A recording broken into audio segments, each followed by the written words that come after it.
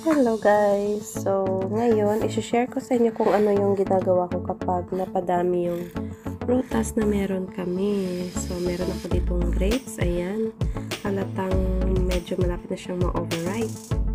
Kaya, ang gagawin ko gagawin ko siyang smoothie. Pero, napakadami siya para sa akin. Kaya, yung iba ay i-freeze ko na lang siya. So, nilalagay ko siya sa sealable plastic.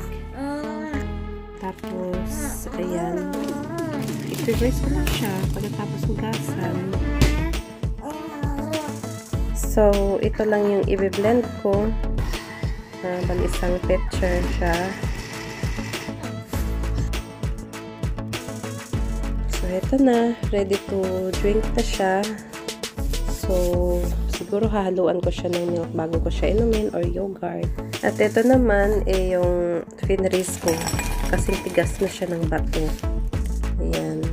So, kung mag-blend ako, kukuha lang ako every now and then. At least ngayon, na-stop yung ripening process ng grapes. Thank you all for watching. See you to my other vlogs or to my other videos.